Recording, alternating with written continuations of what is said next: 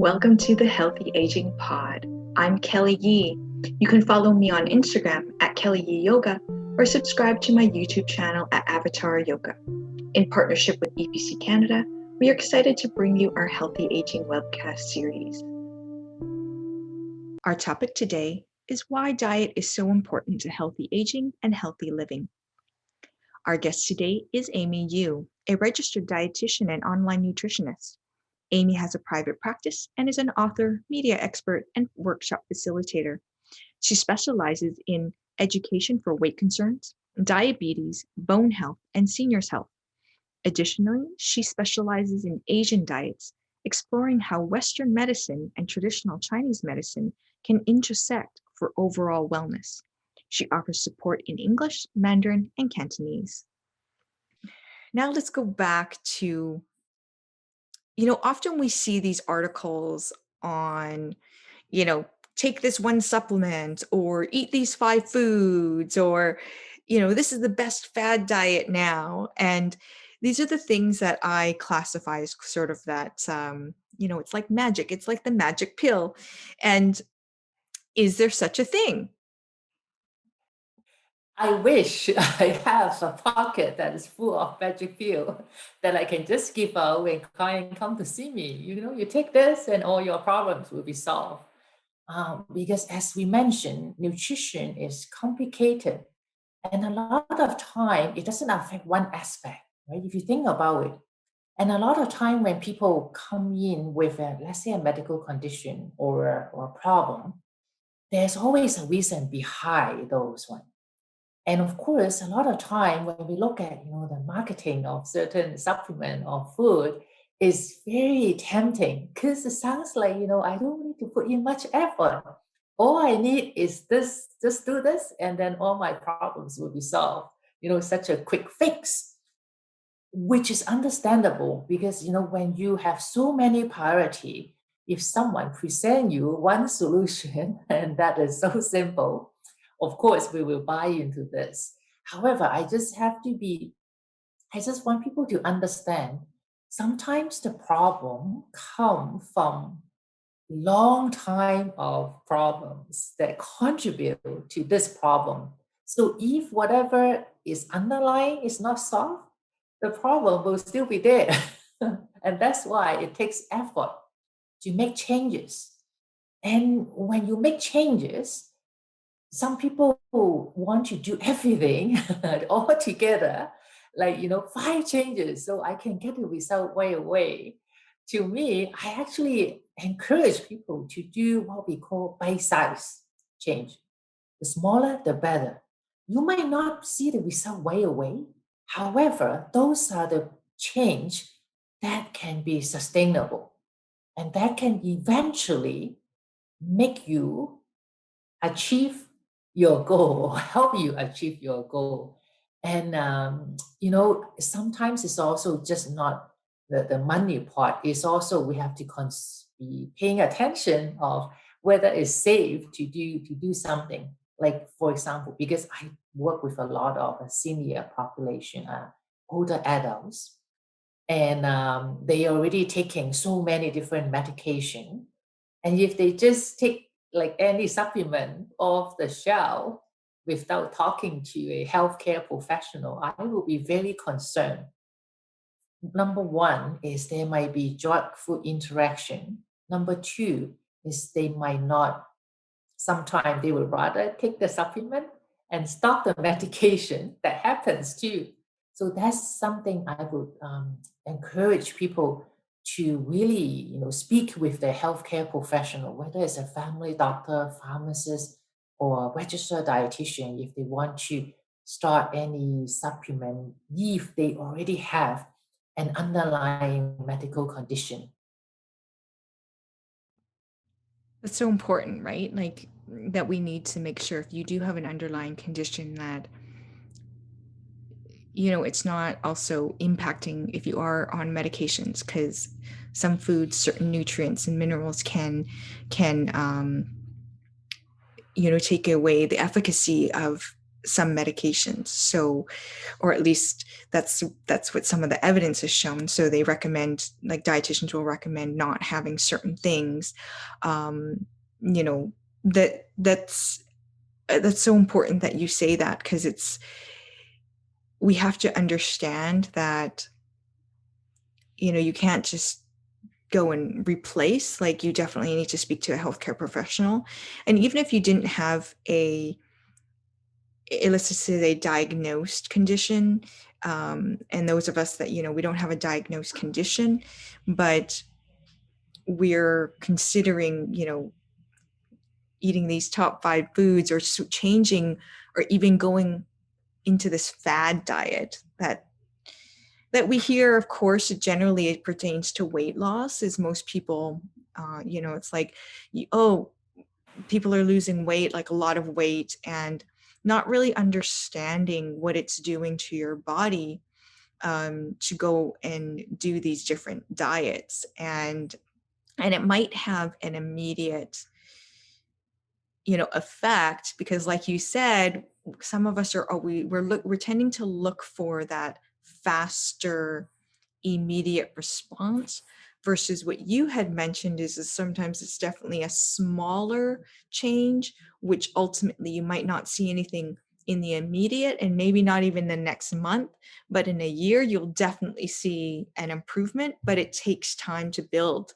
And that is definitely something that I even say in teaching yoga. It's like, you know, the transition, in order for you to keep yourself moving, whether you want to, you know, move into some sort of deep pose, it takes time to build up. You can't just automatically think, oh, I'm just going to go into this, like this posture, and I've never ever done it in my entire life, and think, oh yeah, no problem. I like these images that I see, I can do that automatically, and there's no build up to it, because you can easily hurt yourself. And it kind of sounds like it's very similar with like the diet. Like, if you make a drastic change, it could actually be a negative thing to yourself and your lifestyle and your body. Would you agree with that? I agree. I mean, I practice yoga every day myself. I love yin yoga. And one of the reasons why I like yoga is I like the deep breathing. And just to practice on the mats and make you think about a lot of things that you do, you are more cautious, you know. Because a lot of time when we are 95% of the day, we are just go, go, go, do, but we are not very mindful of the things we do. So yeah, I definitely agree. And healthy eating is a journey. Okay?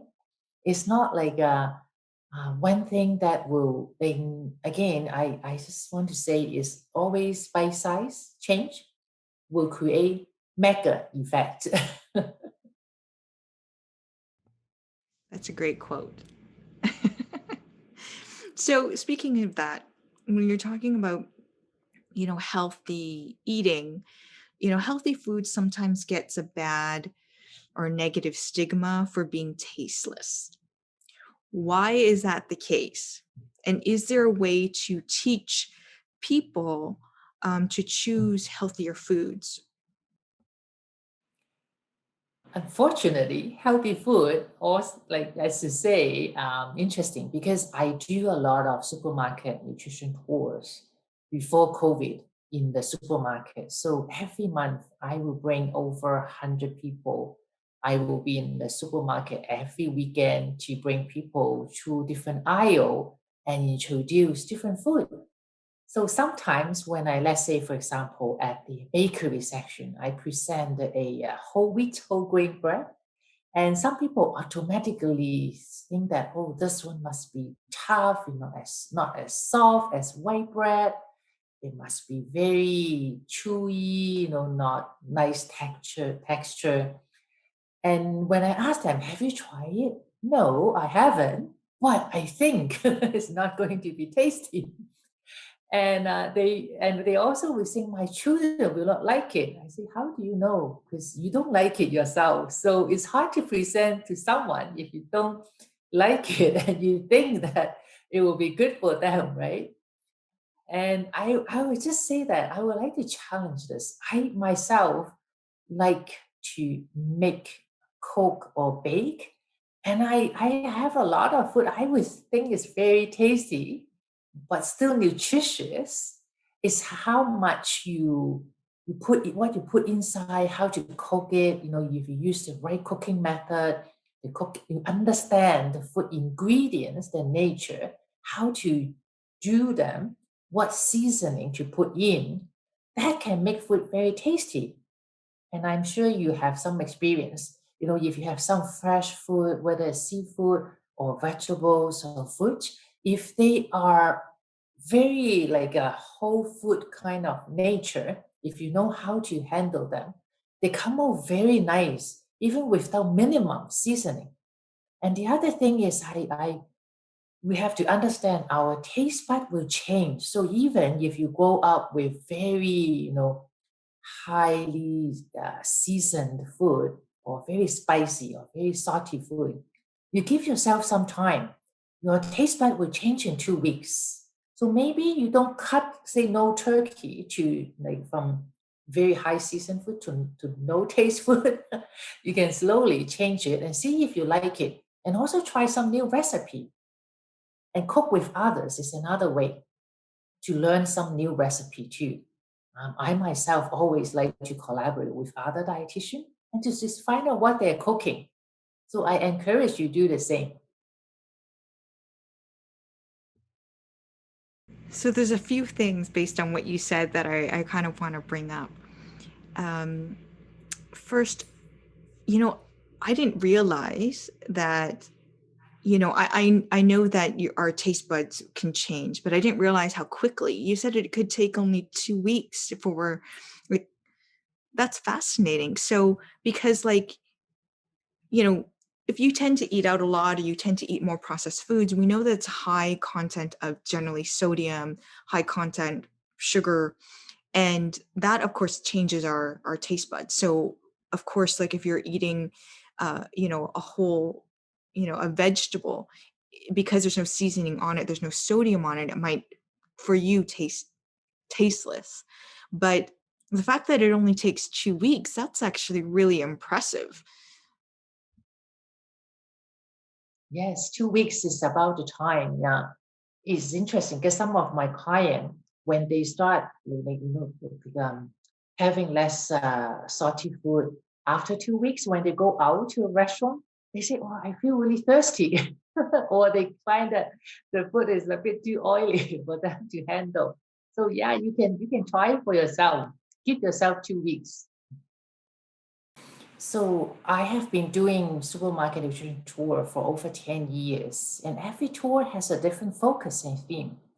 Because I work with so many like immigrants, whether it's new or have been living in Canada for very long, for very different cultural groups, and also people with different concerns as well. Some people have a high blood pressure, some people have a family to feed, some people are on vegetarian diet or vegan diet. So every tour has their own focus. And of course, one of the things I like to share with people are how to read the label.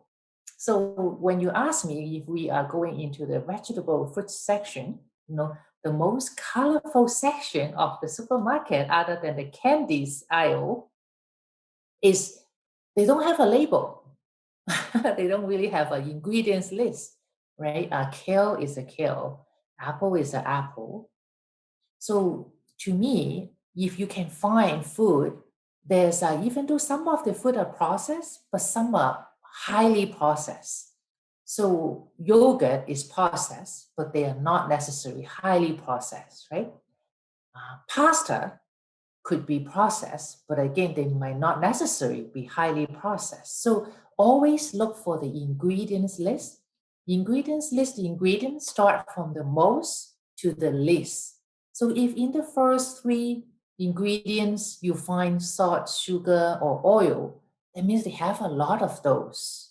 And if you don't want those items, then you will find other brand that with those ingredients towards the end of the ingredients list. So it's always about a choice. I always compare different products. So if let's say you want to buy tomato sauce, I will pick three brands and then compare and pick the one that, with the better ingredients, less processed food.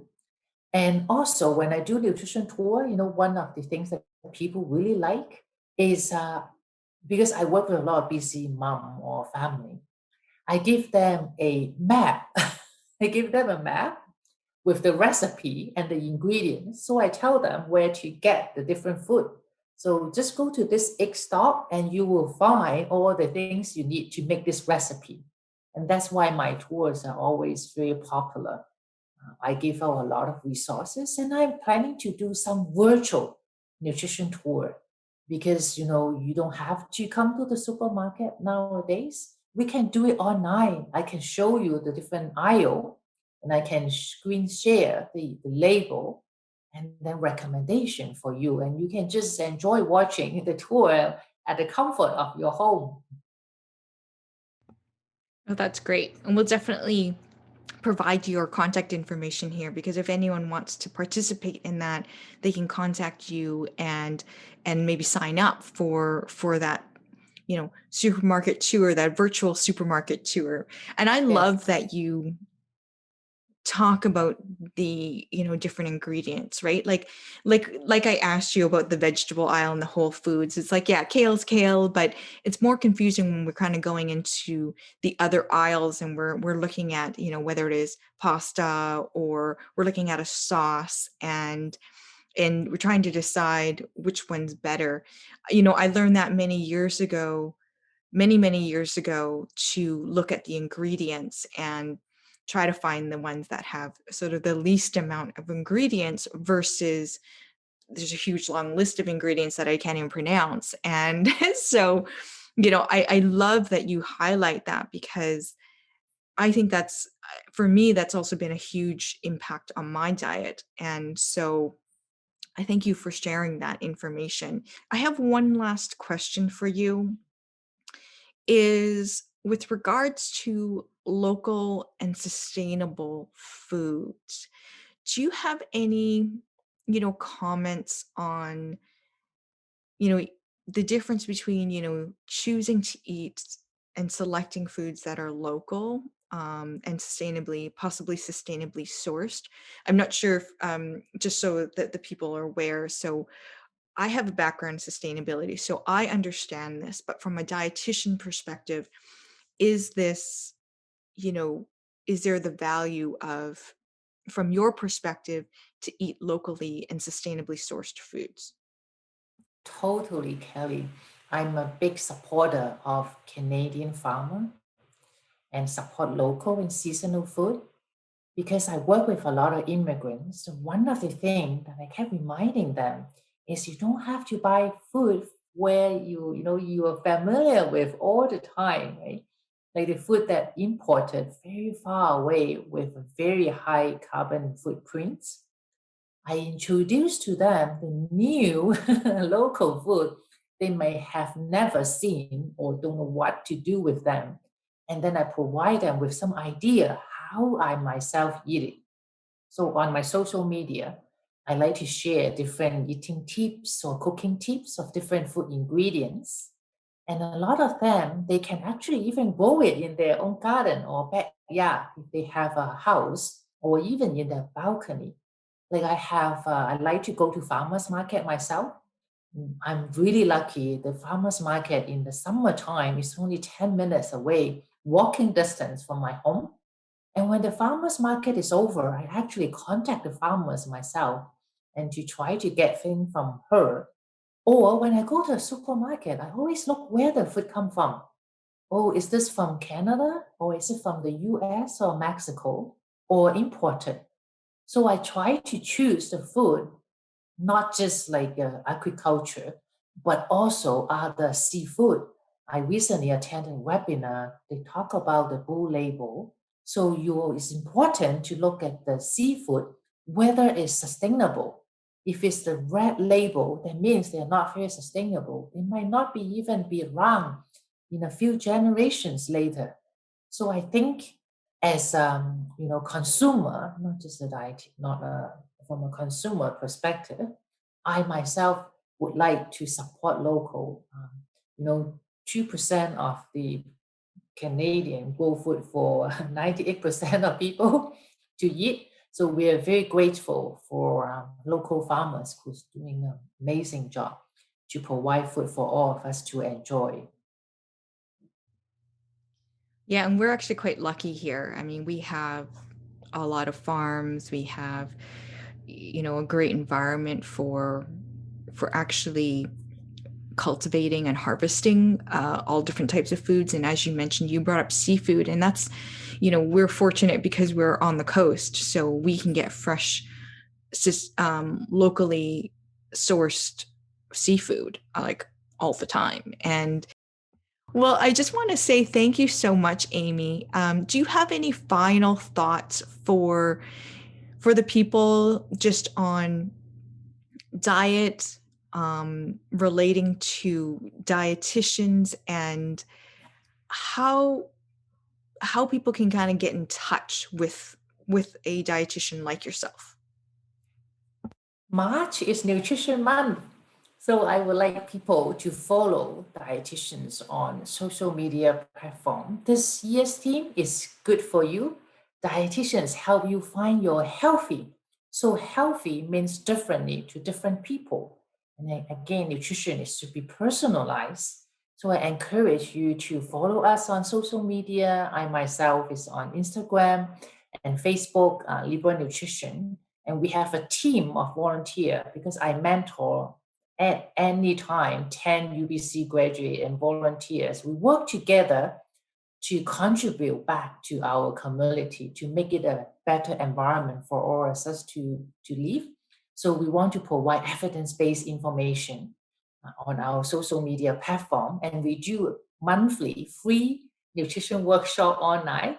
So if you go to my website, liberalnutrition.com, you will see the monthly workshop that's available. And this month we're doing one on gut health in Chinese. And then starting April, we will do a monthly English workshop every month with a nonprofit organization, Connections, a community society, which has been in Richmond for 47 years. Again, thank you so much, Amy, for being here and talking to us today. I wish you a beautiful night. Bye Thank you now. so much, Kelly. I really appreciate you.